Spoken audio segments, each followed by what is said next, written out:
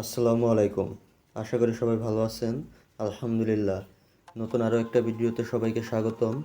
তো এই ভিডিওতে আজকে আমি পাখির বাচ্চা যে ইনকিউবেটরে যে ডিমগুলো দিছিলাম, আলহামদুলিল্লাহ ওই ডিমগুলো থেকে বাচ্চা ফুইটা বেরিয়েছে।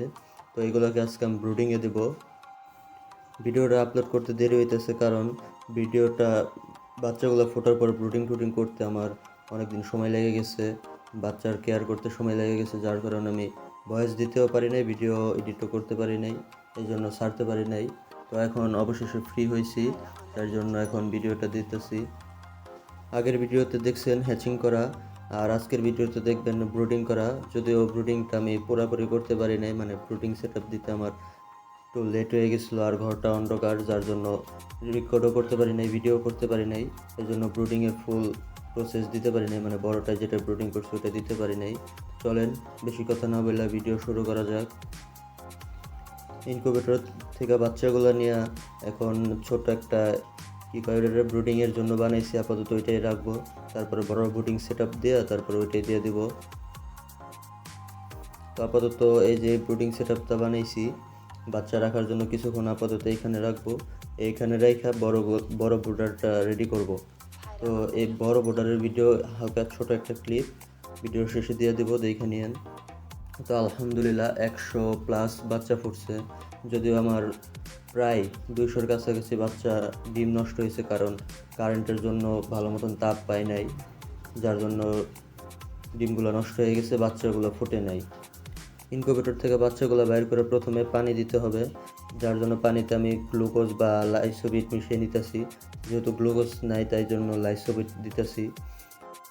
খাবারের আগে পানি দিলে বাচ্চার হজম শক্তি বৃদ্ধি পায় এবং খাবার ভালো মতন খাইতে পারে। যারা ফেসবুক থেকে ভিডিওটি দেখতেছেন সবাই পেজটিকে ফলো করে দেবেন এবং ভিডিওটিকে বেশি বেশি শেয়ার করে দেবেন, এবং যারা ইউটিউব থেকে দেখতেছেন তারা চ্যানেলটিকে সবাই সাবস্ক্রাইব করে দেবেন। আপাতত কিছুক্ষণের জন্য বাচ্চাগুলো এই ট্রের ভিতরে রাখছি। এই ট্রের ভিতরে এখন পানি দেব। তো পানি দেওয়ার ব্যবস্থা করি, পুরো ভিডিওটা দেখতে থাকেন এবং ভিডিওটি ভালো লাগলে সবাই লাইক সাবস্ক্রাইব করে দেবেন। পানির পথে কিছু পাথর দিয়ে দেবো যাতে বাচ্চাগুলো ভিজা না যায় পানিতে পইরা, কারণ বাচ্চাগুলো অনেক ছোট, এগুলার ভিতরে গেলে ভিজা দেবো পুরা, এবং ঠান্ডা লাগলে বাচ্চাগুলো বাঁচানো যাবে না, যার জন্য পাথর দিয়ে দিতেছি। হ্যাচিংয়ে দেওয়ার প্রথম দিনই বাচ্চাগুলো ডিম থেকে বেরিয়ে গেছে। আমি তো ভাবছিলাম যে 2-3 দিন লাগবে, যাই হোক প্রথম দিন বেরিয়ে গেছে, আর প্রথমবার সফল হয়েছি, তাই আলহামদুলিল্লাহ। 100টা হয়েছে ওটা কোনো ব্যাপার না, প্রথমবার যে সফল হয়েছি এটাই অনেক কিছু। তো ইনশাল্লাহ দেখা যাক এর পরবর্তী ব্যাচে কতগুলো হয়। এর পরবর্তীতে কারেন্টের সেট আপ পুরা, মানে যাতে কারেন্ট গেলেও চলে, আইপিএস সিস্টেম করে তারপরে ইনকিউবেটরে ডিমগুলো বসাবো। বাচ্চাদের পানি দিয়ে এখন আমি যাব বড় বোর্ডারটা রেডি করতে।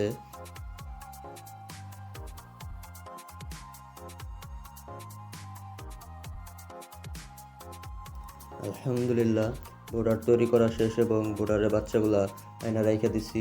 যদিও ভিডিওটা দেখাইতে পারি নাই বোর্ডার তৈরি করার, কিছু মনে করেন না, অন্ধকারের জন্য করতে পারি নাই। মাশাল্লাহ বাচ্চাগুলো কত সুন্দর ছোটাছুটি করতেছে, সুস্থ আছে। সবাই দোয়া করবেন যাতে বিজনেসটা আরও বড় করতে পারি। আর যাদের যাদের বাচ্চার প্রয়োজন হয় তারা আমার সাথে যোগাযোগ করতে পারেন, হোয়াটসঅ্যাপে অথবা ফেসবুকে মেসেজ দিলেই চলবে। তো আজকের মতন এই পর্যন্তই। ইনশাল্লাহ দেখা হবে নতুন কোনো ভিডিওতে। সবাই সুস্থ থাকবেন, ভালো থাকবেন। আল্লাহ হাফেজ।